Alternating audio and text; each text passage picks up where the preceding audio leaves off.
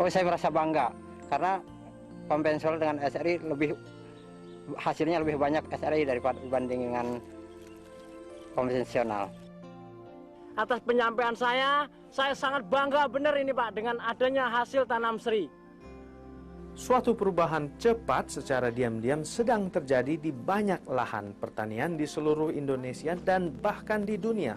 Para petani seperti Anda telah sanggup meningkatkan hasil panen padi mereka hingga 50 bahkan sampai 100% per hektar tanpa menggunakan pupuk kimia atau pestisida kimia atau juga benih baru yang mahal harganya. Sebenarnya hal ini bukanlah suatu ilmu atau teknologi yang baru. Cara-cara yang digunakan sudah digunakan sejak lama yang Anda telah lakukan bertahun-tahun yang lalu. Namun hasilnya sangat luar biasa. Video ini dibuat untuk mengajarkan kepada Anda tentang teknik yang baru, sehingga jika Anda menginginkannya, maka Anda dapat melakukannya untuk memperbaiki lahan pertanian dan sawah Anda. Dengan demikian, Anda akan memperoleh keuntungan akan hasil panen melimpah dan pendapatan yang lebih banyak bagi Anda dan keluarga. Tahun ini, Indonesia akan mengimpor 4-5 juta ton beras. Kita adalah pengimpor beras terbesar di dunia. Hal ini terjadi oleh beberapa alasan sebagai berikut. Rakyat beralih dari pola makanan tradisional seperti singkong dan jagung. Masalah banjir dan kekeringan yang silih berganti berdampak buruk terhadap keadaan pertumbuhan tanaman di seluruh negeri. Namun, kebutuhan akan beras terus bertambah di seluruh lapisan masyarakat. Kemungkinan pemecahan yang terbaik untuk peningkatan produksi beras telah ditemukan. Dan hal itu adalah pokok pembahasan dalam video ini. Sistem intensifikasi padi atau SRI adalah hal yang mungkin terbaik bagi Indonesia untuk memenuhi kekurangan beras. Metode ini telah dikembangkan untuk daerah-daerah di Indonesia oleh ADRA, singkatan dari Adventist Development and Relief Agency, yang bekerja erat dengan tim Balai Penelitian Padi Indonesia di Sukamandi. ADRA adalah sebuah organisasi kemanusiaan dengan tujuan sepenuhnya untuk menolong sesamanya dalam memperbaiki pola dan standar hidup mereka. Teknik yang diajarkan kepada Anda tidak menggunakan jenis bibit baru dan tidak menggunakan pupuk dan pestisida kimia baru, hanya merubah cara-cara tempo dulu bagaimana Anda menanam padi. Dan hasilnya sangat luar biasa. Pada petani, pada umumnya sangat meningkatkan penghasilannya sehingga 40-50% dan bahkan sampai dengan 300%. Bayangkan, dahulunya Anda menggunakan 50-100 kg benih padi per hektar. Sekarang Anda bisa gunakan 5-10 kg per hektar saja, yang tentunya menghemat biaya dengan teknik ini. Juga tujuannya tidak harus Anda menanam seluruhnya padi, tetapi bila Anda mengurangi luas tanah untuk padi secukupnya, maka Anda masih akan ada lahan untuk menanam jenis tanaman lainnya seperti tomat atau sayuran lainnya yang hasilnya dapat digunakan Anda sekeluarga atau dijual. Di Lampung, pada musim tanam tahun 2001 sampai 2002, sesudah ADRA membahas metode ini, hanya 4 dari 250 petani dalam satu desa mencoba tanam padi metode SRI dengan luasan kecil. Dengan penampakan hasil yang cukup bagus, untuk musim tanam berikutnya, petani-petani menerapkan metode SRI untuk seluruh lahan yang dimilikinya. Selain itu, melihat hasil tersebut, 200 dari 250 petani mengadopsi metode SRI ini.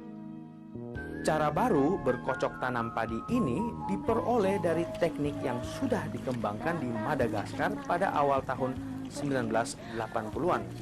Teknik ini sekarang menyebar di 16 negara yang berbeda, termasuk Thailand, Sri Lanka, dan Myanmar, dan digunakan oleh lebih dari 60.000 petani di seluruh dunia.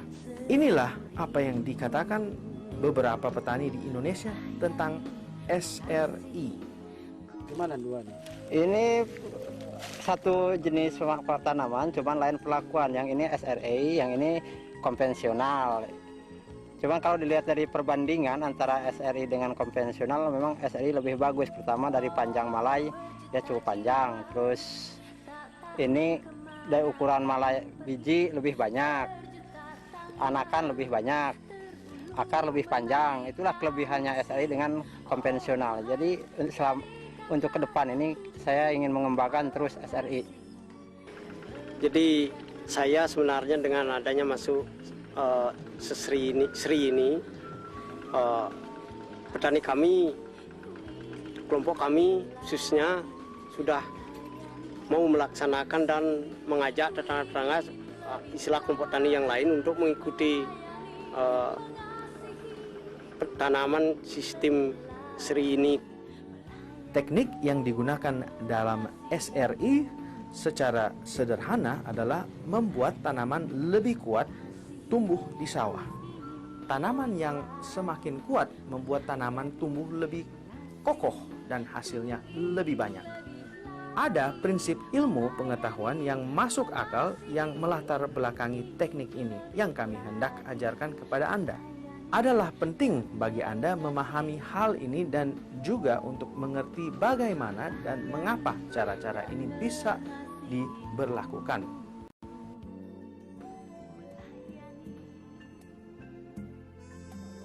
Teknik SRI dimulai dengan seleksi benih. Hanya benih yang baik yang digunakan. Akan tetapi, bagaimana Anda mengetahui mana benih yang terbaik? Pada dasarnya, benih yang terbaik adalah bijinya yang paling padat. Inilah yang paling sehat untuk tumbuh. Larutkanlah 150 gram garam pada 1 liter air ke dalam sebuah baskom kecil. Masukkan segenggam benih padi. Benih padi yang mengapung adalah tidak baik dan dapat disingkirkan dari permukaan air dan dibuang. Biji padi yang tergelam adalah yang lebih padat dan itulah yang nantinya tumbuh sehat, merata, dan menjadi tanaman yang kuat.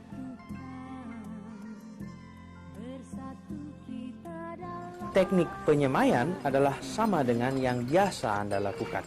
Namun, ada baiknya mengulangi beberapa peraturan yang pada umumnya berlaku.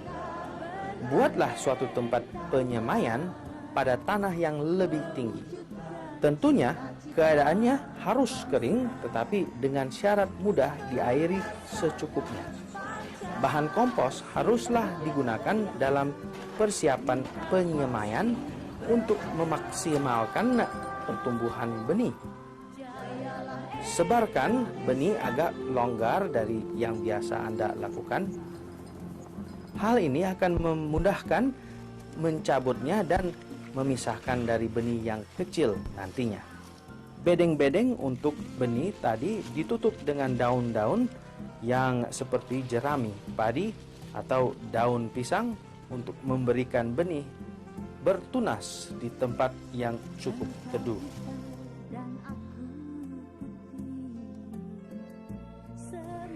Tanah yang mau ditanami haruslah dipersiapkan baik-baik. Tanah digemburkan dan diberi kompos secukupnya. Setelah itu, diratakan dengan alat penggaruk dengan baik seperti yang biasa Anda lakukan. Teknik berikutnya adalah menarik garis dengan alat penggaruk. Alasan untuk ini akan diberitahukan kemudian. Prinsip yang paling utama tentang SRI adalah pertumbuhan akar yang kuat, yang merupakan kunci kepada tanaman yang sehat. Tanah yang baik dan kondisi air, demikian pula jarak tanam yang baik, membuat akar tumbuh besar, dalam, dan kuat. serta memberikan kesempatan tanaman untuk memanfaatkan lebih banyak bahan nutrisi yang beraneka ragam. Tetapi, bagaimana Anda memperbaiki cara akar tumbuh? Beberapa hal yang praktis dapat menolong. Biasanya, para petani memindahkan benih yang berumur 20-30 hari dari penyemaian ke lahan sawah.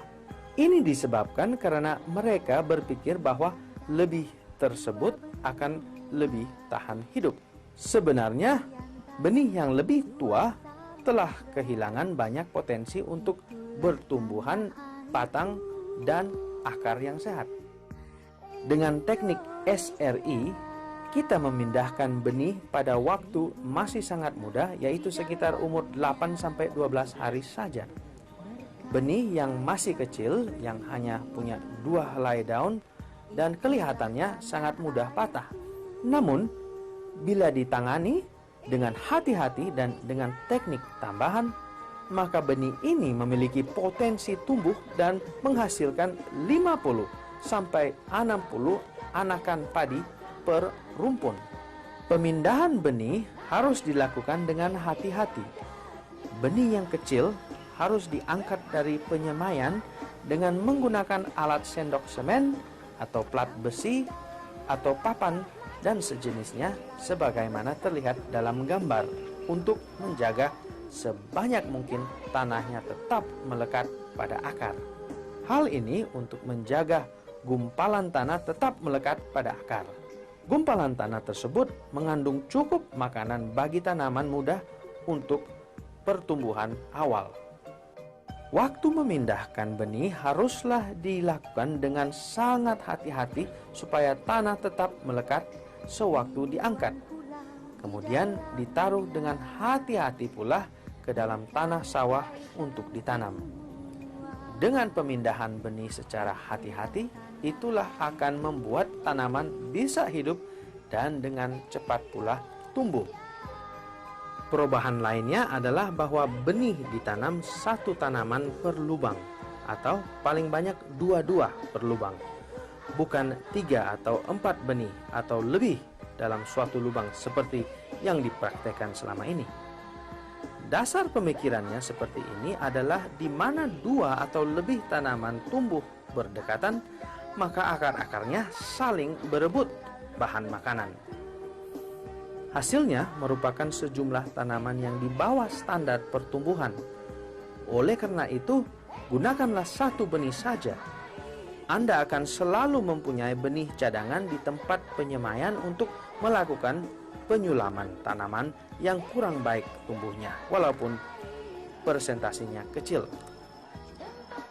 Persawahan dengan tanaman tumbuh tunggal, masing-masing tanaman lebih banyak anakan dan lebih besar batangnya daripada benih yang ditanam banyak. Perubahan besar lainnya dalam teknik ini adalah jarak antar tanaman. Ingatkah akan garis-garis yang dibuat sebelumnya? Kami mendorong Anda untuk memulai penanaman dengan sebuah pola garis dengan jarak 25 cm antar tanaman. Dengan membuat jarak yang lebih besar dari cara tradisional, tanaman itu tidak akan merebut bahan makanan dan akar-akarnya tumbuh kuat dan jauh ke dalam. Hasilnya sekali lagi adalah tanaman yang lebih sehat dengan lebih banyak anakan dan akar yang lebih baik susunannya, sehingga membawa hasil yang lebih banyak per hektarnya. Selanjutnya, pola garis ini dapat ditingkatkan menjadi 30 atau 40 atau bahkan 50 cm jaraknya. Di Madagaskar sudah biasa digunakan 4 benih per meter. Disebabkan oleh karena setelah bertahun-tahun penerapan metode SRI, maka jumlah bahan nutrisi dalam tanah semakin bertambah.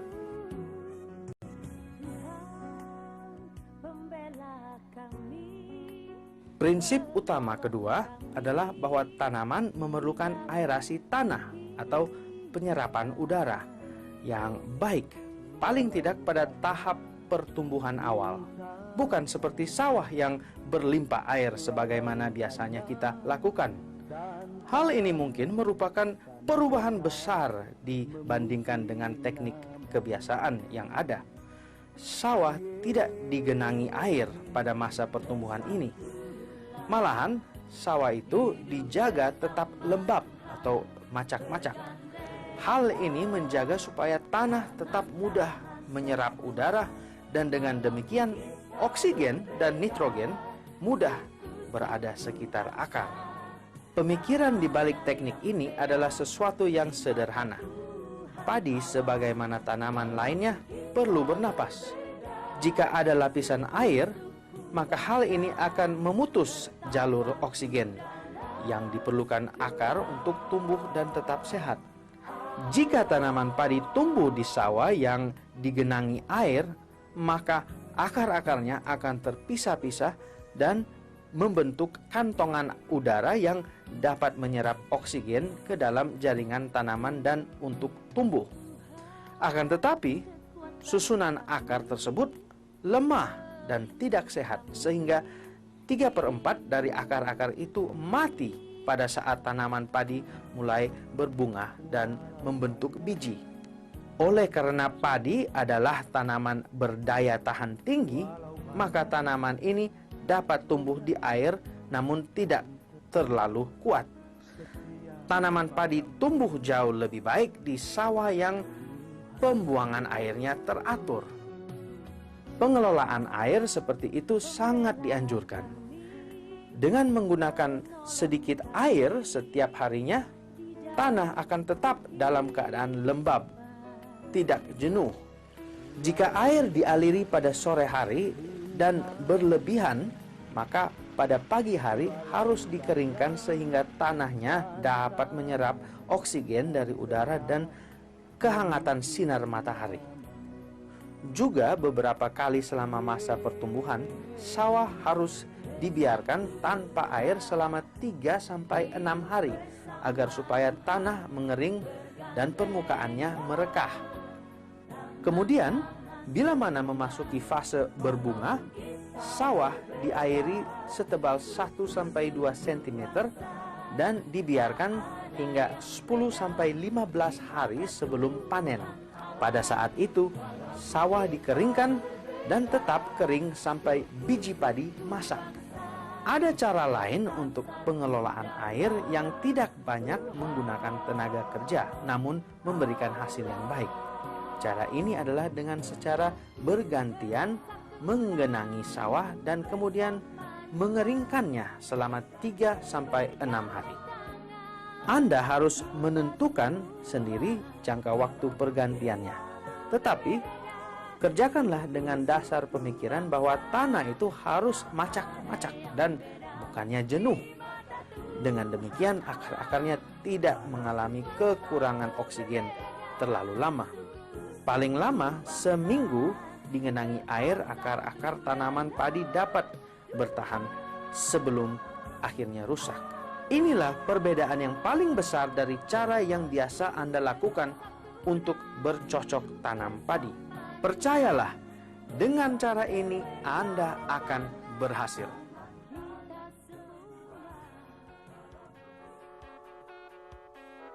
Salah satu yang perlu diperhatikan pada teknik SRI adalah bahwa rumput-rumputan tumbuh lebih mudah di sawah yang tidak digenangi air. Menyiangi rumput harus ditangani sungguh-sungguh.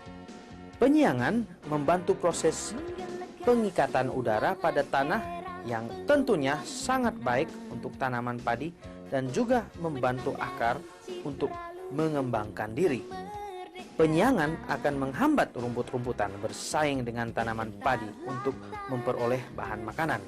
Penyiangan memang akan membutuhkan tenaga kerja, namun keuntungan yang akan diperoleh akan melebihi nilai dari tenaga kerja yang dibutuhkan. Dibutuhkan minimal 2 kali penyiangan dengan tangan sekitar 10 hari setelah pemindahan benih, merupakan keharusan. Namun, banyak petani mendapati bahwa penyiangan tambahan sangat menguntungkan, yaitu untuk aerasi tanah, karena saat yang sama mereka mencabuti rumput-rumputan tersebut. penyiangan tambahan lebih dari yang 2 kali tersebut tadinya dapat meningkatkan hasil sebanyak 500, 1000, bahkan 2000 kg per hektar. Penyiangan dengan alat otomatis bisa dilakukan jika Anda mempunyai alatnya, dan hal ini sangat dianjurkan. Alat penyiangan seperti ini sangat bermanfaat untuk aerasi tanah, dan keuntungan lainnya adalah rumput akan terkubur sehingga menjadi kompos dan menjadi bahan makanan bagi tanaman padi. Alat penyiangan sebenarnya murah dan penggunaannya sangat dianjurkan.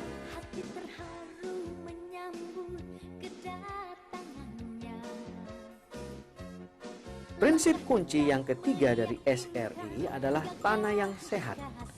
Untuk tanah menjadi sehat, haruslah gembur dan tidak padat dan mempunyai bahan organik untuk mendukung kegiatan secara hayati atau biologis.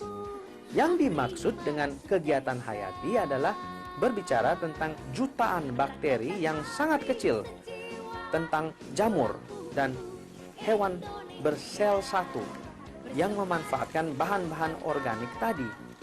Beberapa jenis kehidupan ini memberikan manfaat kepada tanaman padi dan membantu dalam menjaga keseimbangan hama dan penyakit.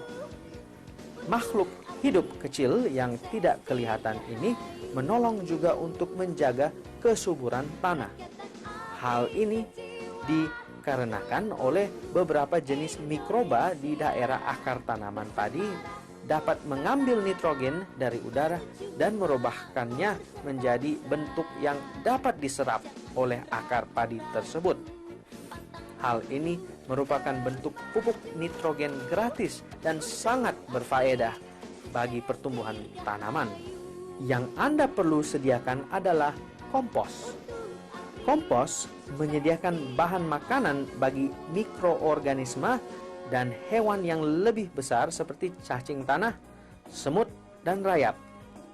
Makhluk hidup ini membuat tanah semakin subur dengan cara menciptakan tabung udara dan membantu menguraikan bahan-bahan organik yang digunakan oleh tanaman padi. Para petani sering mendapati bahwa cara terbaik untuk menggunakan kompos adalah dengan memakainya di sawah pada musim sebelum mereka menanam padi. Seringkali hal ini dilakukan pada pertukaran musim tanam seperti menanam palawija. Dengan pemanfaatan di antara musim tanam, hal ini juga membuat terjadinya dekomposisi, di mana tanaman kembali ke bentuk bahan organik sederhana. Dengan pemanfaatan di antara musim tanam, hal ini juga membuat terjadinya dekomposisi dari kompos itu sendiri yang menguntungkan bagi penanaman padi selanjutnya. Kompos pada dasarnya adalah dekomposisi bagian-bagian tanaman, dan setiap bentuk kompos adalah lebih baik daripada tidak ada sama sekali. Pada akhir dari tayangan video ini akan ada video lain tentang produksi bokashi, suatu jenis pupuk yang cepat dan mudah dibuat. Secara ringkas, teknik SRI adalah segala sesuatu tentang tanaman yang sehat. Jika ada suatu susunan akar yang besar dan sehat yang tumbuh di tanah subur dengan aerasi yang baik, maka tanaman padi akan berkembang dengan anakan yang lebih banyak yang tentunya lebih subur. Batang yang subur akan menghasilkan lebih banyak dan lebih besar butir-butir padi. Teknik SRI adalah tentang ide dasar bagaimana tanaman tumbuh dengan cara yang terbaik. Idenya bukan sebagian-sebagian, melainkan sesuatu yang bersama-sama, sehingga memberikan dampak saling berkaitan. Itu sebabnya para petani yang menggunakan teknik SRI dapat memperoleh keuntungan yang luar biasa dengan hasil dari tanaman padi mereka. Kami juga harus mengingatkan Anda bahwa hasil awal akan kelihatan tidak baik. Mungkin Anda berpikir tanaman itu kelihatan lemah, dan mutunya jelek. Akan tetapi, hal itu akan berubah. Inilah apa yang dialami salah seorang petani. Saya dulu sebelum ada metode SRI itu nanam sawah itu kurang berhasil. Sekarang semenjak ada program SRI, saya mencoba sedikit. Dari ukuran itu saya ada peningkatan yang bagus gitu, yang bisa berpenghasilan tinggi. Terus saya nyoba lagi 1/4 hektar, bisa dapat hasil 1 ton 800. Tapi sebelum memakai SRI cuman 1 ton 100. Sekarang ini saya mau mencoba mengajak kawan-kawan untuk pakai metode SRI supaya peningkatan hasil lebih bagus. Marilah kita ulangi lagi teknik-teknik tersebut. Pertama-tama, pilihlah benih yang paling baik dengan menaruhnya di dalam air garam. Benih yang baik akan tergelam karena lebih padat dan akan tumbuh lebih baik. Tambahkan kompos atau bokashi atau jenis kompos lainnya ke sawah untuk memberikan lebih banyak bahan organik. Hal ini akan menolong untuk memelihara struktur dan kesehatan tanah yang baik. Siapkan sawah dengan baik. Tanamlah benih yang masih sangat muda, sebaiknya 8-12 hari. Pindahkan bibit yang mudah ini dengan cepat dan hati-hati dari penyemaiannya ke sawah. Jagalah akar-akarnya agar tidak rusak. Tempatkan bibit sedemikian rupa di tanah supaya dengan cepat bisa bertumbuh. Tanam bibit dengan jarak paling sedikit 25 cm sebagai permulaan. Tanam bibit satu-satu per lubang. Bibit tunggal ini akan tumbuh lebih kuat. Jagalah persawahan diairi dengan baik dan hindarkan genangan air selama masa pertumbuhan hingga masa berbunga. Setelah itu, sawah dapat digenangi air sekedarnya yaitu 1-2 cm dan keringkan 10-15 hari sebelum panen untuk memberikan waktu bagi padi menjadi masak. Siangi sawah paling tidak 2 kali, baik dengan tangan atau lebih baik lagi dengan alat penyiangan mekanis. Beberapa dari Anda akan tertarik dengan apa yang Anda saksikan. Yang lain akan berpikir dulu. Di latar depan adalah tanaman yang tumbuh dengan teknik SRI. Yang lain di latar belakang adalah dengan cara tradisional. Inilah apa yang para petani katakan tentang bercocok tanam padi dengan teknik SRI. Dan inilah beberapa dari pertanyaan yang para petani tanyakan tentang teknik SRI. Yang pertama, belum tanam seri para bapak dan ibu sekalian. Kemarin 1 meter persegi hanya mendapat 7 on. Namun setelah kami mengikuti pola seri, yaitu dalam adra masuk ke kampung kami, pada saat ini 1 meter persegi mendapat 10 on per meter persegi. Jadi pada saat ini kami sangat bangga. Kami mendukung Anda untuk menghadiri setiap pertemuan tentang SRI yang dilaksanakan di daerah Anda, dan kami selalu mengundang untuk diskusi tentang teknik ini. Ahli penelitian padi, Anies Changgani, mempunyai sesuatu yang harus dikatakannya tentang SRI. SRI ini mengejutkan bagi petani, bahkan bagi sebagian teman-teman peneliti. Umumnya petani tidak percaya bahwa dengan menanam bibit muda yang tunggal itu kita akan mendapatkan hasil lebih baik, apalagi dengan penambahan bahan organik. Namun setelah mereka melihat hasilnya di lapangan, mereka terkejut. Wow, kok bisa demikian ya? Memang demikianlah. Sehingga saya pikir secara otomatis SRI ini akan berkembang di antara petani sendiri. Karena mereka melihat dan mencobakan dan mengetahui hasilnya. Jika Anda ingin menerapkan metode SRI untuk menanam padi, ada baiknya luangkan waktu, memperhatikan video ini lagi dan membuat catatan tertulis. Jika Anda kurang yakin, ada baiknya terapkan teknik ini pada sebagian saja sawah Anda. Dan lihatlah sendiri perbedaannya. Kami sangat menganjurkan adanya suatu masa eksperimen akan teknik-teknik yang berbeda untuk melihat manakah yang terbaik bagi Anda. Sebagai contoh, Anda mungkin memperoleh hasil yang lebih baik waktu menanam benih dengan jarak 30 cm daripada jarak 25 cm. Cobalah semuanya dan lihatlah mana yang berhasil untuk lahan Anda. Akan tetapi, pertanyaannya adalah, jika kami sanggup menjamin dengan mutlak keberhasilan di lahan Anda bila teknik ini digunakan, dapatkah Anda menolak untuk mencobanya? Tim dari ADRA Indonesia ingin supaya Anda memperoleh sukses yang terbaik, dan kami siap menerima umpan balik dari Anda tentang teknik ini. Selamat untuk keberhasilan.